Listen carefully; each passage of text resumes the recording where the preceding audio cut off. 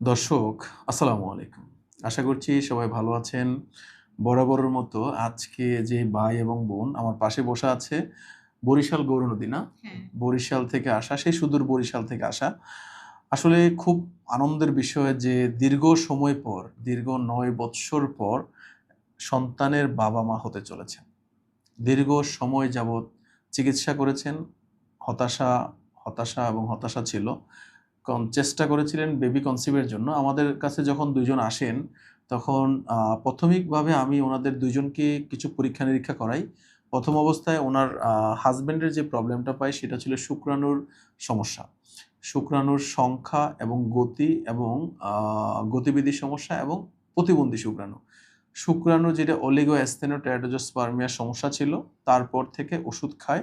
ওষুধ খাওয়ার কিছুদিন পরে রিপোর্টটা উন্নতি হয়। তারপরে ২, ২.৫ মাস ৩ মাস পরে রিপোর্টটা আলহামদুলিল্লাহ নরমাল হয় এবং আ তার ওয়াইফের যে প্রবলেমটা ছিল সেটা হচ্ছে লো AMH। আমরা জানি AMH অ্যান্টি-মুলারিয়ান হরমোন যখন কম থাকে তখন কনসিভ হতে চায় না। সেক্ষেত্রে তাদেরকেও আমরা তাকেও কিছু মেডিসিন সাজেস্ট করি এবং মেডিসিনগুলা উনাকে যখন দেই উনাকে কিছু রুটিন বলে দেই। এই রুটিনগুলো উনাদেরকে মানতে বলি। হাসব্যান্ডকেও কিছু রুটিন বলে দেই। এই রুটিনগুলা উনারা মেনে চলেন। সেই অনুযায়ী উনারা যখন আ চলেন এবং মাঝখান দিয়ে কিছু গ্যাপ যায়, তারপরে আমরা ৬ মাস চিকিৎসা, তাই না? হ্যাঁ। 6 মান্থের মতো চিকিৎসা করানোর পরে আল্লাহর অশেষ রহমতে উনি আমাকে যখন কালকে জানান যে, "স্যার রিপোর্ট আলহামদুলিল্লাহ কাঠিতে পজিটিভ আসছে।" তখন বিটা ইসিজি টেস্ট করেন। তখন আমরা দেখতে পাই ৫৭,৯৮৮, যেটা আমরা জানি ৫ এর উপরে যখন যায় তখন এটাকে কনফার্ম প্রেগন্যান্সি আমরা থিংক করি এবং কনফার্ম প্রেগন্যান্সি। আজকে আসেন শুকরিয়া জ্ঞাপন করার জন্য ওনার এই বিটা ইসিজি রিপোর্টটা আমরা যদি দেখি, পাস এই রিপোর্টটা আছেন যেটাতে আমরা কনফার্ম প্রেগন্যান্সি আমরা বলি। সো এবং ওনার আজকে আসার পরে ঢাকায় যখন আসলো, তখন আসার পরে আমরা ওনাকে একটা প্রেগন্যান্সি প্রোফাইল আল্ট্রাসোনোগ্রাম করি। সবচেয়ে ভালো লাগার বিষয় যে ওনাদের সবচেয়ে সফলতার যে বিষয়টা হার্টবিট, বাচ্চার হার্টবিট ১৬৪ এসেছে এবং ফিটাল পোল পাওয়া গিয়েছে এবং বাচ্চা আলহামদুলিল্লাহ খুব সুন্দর আছে, যেটাকে বলা হয়েছে সিঙ্গেল ইন্টারউটেরিন প্রেগন্যান্সি 7 উইকস এর একটা প্রেগন্যান্সি, যে রিপোর্টটা আপনারা দেখতে পাচ্ছেন। এটা ঢাকা থেকে আমরা পরীক্ষাটা করাই। একটু আগেই পরীক্ষাটা করাই। আজকের তারিখ হচ্ছে ২১ তারিখ। একটু আগে পরীক্ষাটা করাই। আল্লাহ তাআলার কাছে অশেষ শুকরিয়া যে উনারা এই দীর্ঘ ৯ বৎসর পর যখন একটি সন্তান হওয়ার নিউজ পেলেন, উনাদের আবেগ এবং উনাদের ভালো লাগা আল্লাহ তাআলার কাছে শুকরিয়া, এটা উনারা জ্ঞাপন করেছেন এবং ফাইনালি আমার চেম্বারে এসে উনারা খুব আবেগ আপ্লুত। আল্লাহ তাআলার কাছে শুকরিয়া জ্ঞাপন আমিও করছি যে এমন একটি সুন্দর কেস, এমন একজন কাপলের চিকিৎসায় আমি আল্লাহ তাআলা আমাকে চিকিৎসক হিসাবে নিযুক্ত করেছিলেন। তার জন্য আল্লাহ তাআলার কাছে আমিও শুকরিয়া জানাই আলহামদুলিল্লাহ। আমি বেশি কিছু বলব না। আমি ভাইয়ের নামটা হচ্ছে কি? ইয়াকুব। আ ইয়াকুব ভাই, আপনার যে প্রবলেমটা ছিল, আপনার তো আ প্রবলেম থেকে সমাধান পান। আপনার যখন প্রবলেমটা ছিল, এখন যখন সমাধান পেয়ে বাচ্চা কনসিভ হলো, আপনার অনুভূতিটা একটু শুনি। আসসালামু আলাইকুম ওয়া বারাকাতুহু। আলহামদুলিল্লাহ, আল্লাহ তাআলার অশেষ মেহেরবানি এবং স্যারের চিকিৎসা নিয়ে আমরা খুব এখন আনন্দিত এবং উৎফুল্লিত হয়েছি।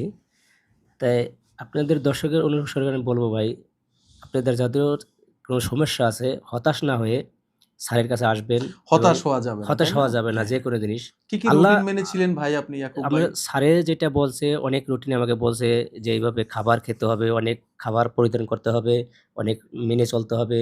যেমন ঘুম এবং কোনো টেনশন করা যাবে না, অনেক খাবার অ্যালকোহল খাবার খাওয়া যাবে না, ফাস্টফুড খাবার জাতীয় খাবার খাওয়া যাবে না। উম আনার এবং কলা এই সমস্ত আপেল এই আপেল, সমস্ত হ্যাঁ। খাবার খেতে হবে। ঠিক যেভাবে বলছে ওইভাবে আলহামদুলিল্লাহ আল্লাহর রহমতে আমি চলার মেনে চেষ্টা চলেন করেছি এবং আল্লাহ আমার মেহেরবানি হয়েছে, মেহরবানি করেছে এবং আলহামদুলিল্লাহ আপনার আলহামদুলিল্লাহর কাছে। রিপোর্টটা নরমাল আবার হয়। ওষুধ ৩ মাস খাওয়ার পরে? পরে ৩ মাস খাওয়ার পরে ইনশাআল্লাহ রিপোর্ট নরমাল নরমাল হয়। এসেছে।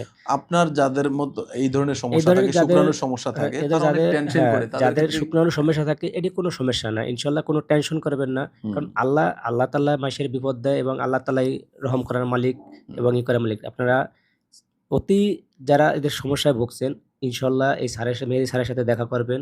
তার মতন চলবেন ইনশাআল্লাহ আপনাদের আল্লাহ রহম করতে পারে। আল্লাহ ভরসা। আল্লাহ আমরা ভরসা। আপনার আপ ইয়াকুবের কাছ থেকে শুনলাম। এখন আমরা ম্যাডামের কাছ থেকে একটু শুনি, শাহনাজ ম্যাডামের কাছ থেকে শুনি। আপনি যে মা হচ্ছেন, আপনার অনুভূতিটা কেমন? আসসালামু আলাইকুম। মানে আজকের মানে ভাষায় প্রকাশ করার মতো না। মানে আমি তো ১ম এ ঢাকায় আসছি অন্য ডাক্তারের দেখানোর জন্য। মানে আমি তো সিরিয়াল দিয়ে আসছি কিন্তু গ্রাম থেকে। হুম, পরে তো মানে হঠাৎ করে ডাক্তারের একটা পেশেন্টের সাথে দেখা হইছে আমার। পরে উনি বলার পরে মানে আমি উনারে সিদ্ধান্ত দেখাইছি। চেঞ্জ। সিদ্ধান্ত চেঞ্জ আসলে উনি করছি। আসছিল ঢাকাতে অন্য ডক্টর দেখানোর জন্য। পরে উনি মানে তখন মানে আমার বোন আরকি বলছে যে, "তুই একটু দেখা, মানে দেখাইলে যদি তোর ভালো লাগে তাইলে মানে দেখাইতে পারোস।" পরে তো আমি দেখাইছি, আমার কাছে খুব ভালো লাগছে এবং আমার হাসব্যান্ডকে জানাইছি, উনি বাহিরে ছিল। পরে উনি বলছে, "ঠিক আছে তাইলে দেখাও।" পরে তো স্যার যেইভাবে বলছে আমি ঠিক ওইভাবেই নিয়ম অনুসারে মানছি। হ্যাঁ, আল্লাহর রহমতে এখন মানে ভালো একটা ফলাফল পাইছি। সবকিছুর আর সমাধান হলো। মানে সর্বদা স্যার আমার একটা কথা বলছিল যে, মানে টেনশন করবেন না। এই বিষয়টা নিয়ে মানে টেনশন করাটা খুব খারাপ।